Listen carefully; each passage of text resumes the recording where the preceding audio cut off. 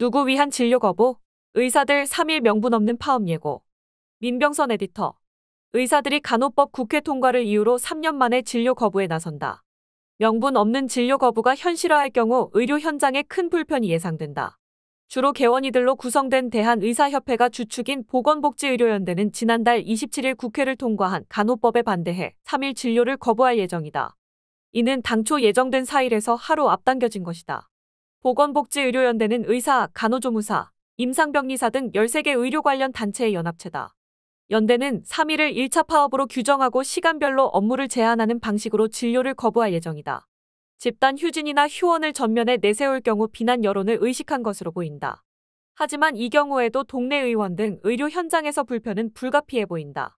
여기에 대형 병원 의사들이 가세할 경우 혼란이 가중될 것으로 예상된다.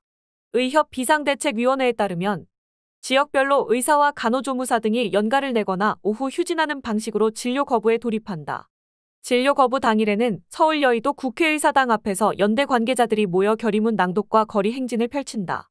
국회 앞에서 6일째 단식 농성을 벌이던 곽지연 대한간호조무사협회장은 탈진해 병원으로 후송됐고 이필수 의협회장도 의협회관 앞에서 단식을 벌이고 있다. 연대는 11일 2차 파업을 예정하고 있다.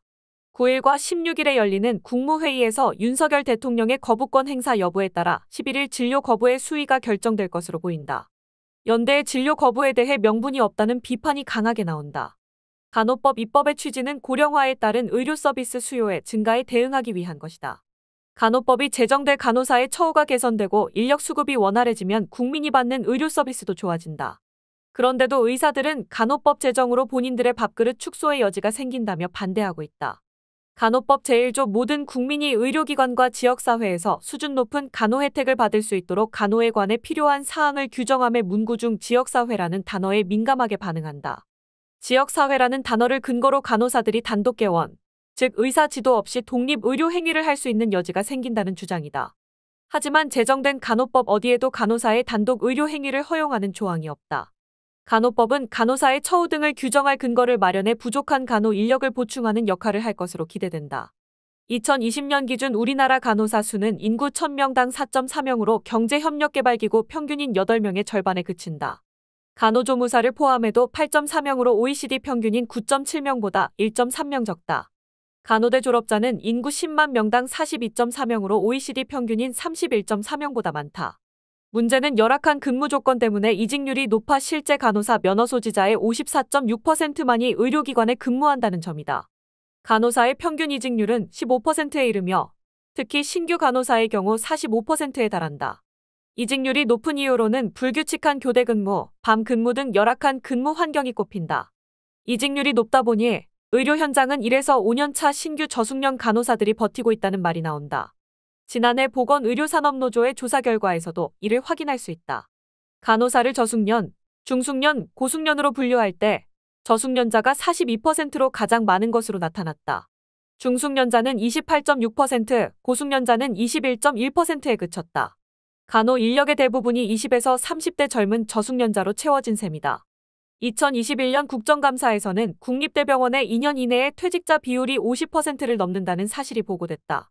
보건의료산업노조가 지난달 발표한 여론조사 결과에서도 국민들의 의료 서비스 확대 요구를 확인할 수 있다.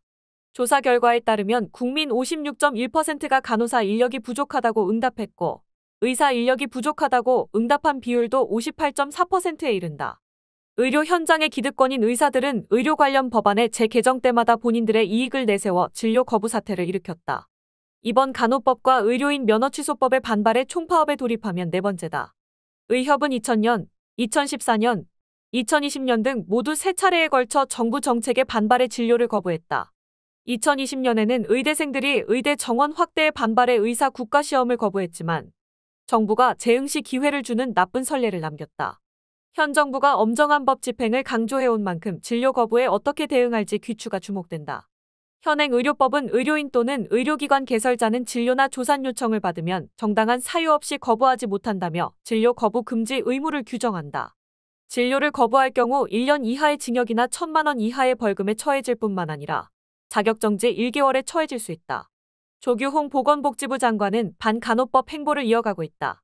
조 장관은 지난달 30일 간호조무사협회의 농성장을 찾아가 간호조무사의 학력 상한을 두는 법 규정은 반드시 개선돼야 한다며 간호법에 반대하는 협회 측과 한 목소리를 냈다. 국민 건강을 책임진 주무부처 장관이 민의를 반영해 국회에서 통과된 간호법을 계속 반대하는 것에 대해 비판의 목소리가 나온다. 이제 공은 대통령에게로 넘어갔다.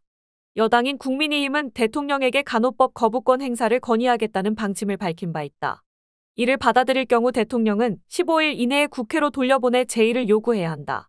간호법 발의자 중 한 명인 김민석 더불어민주당 정책위 의장은 1일 KBS 라디오에 나와 거부권을 행사할 것이라는 전망과 관련해 본인이 공약하신 법이라며 간호법 관련 법안 중 국민의힘에서 발의한 법안이 2건이라고 말했다. 조정훈 시대전환 의원은 1일 BBS 라디오에 출연해 간호법과 관련해 여러 독소 조항들 때문에 소위 간호 직역의 간호사를 제외한 13개 단체들이 극렬 반대하고 있다며 대통령이 제의 요구권을 행사해야 한다는 의견을 밝혔다. 국민의힘과 같은 입장을 표명한 것이다.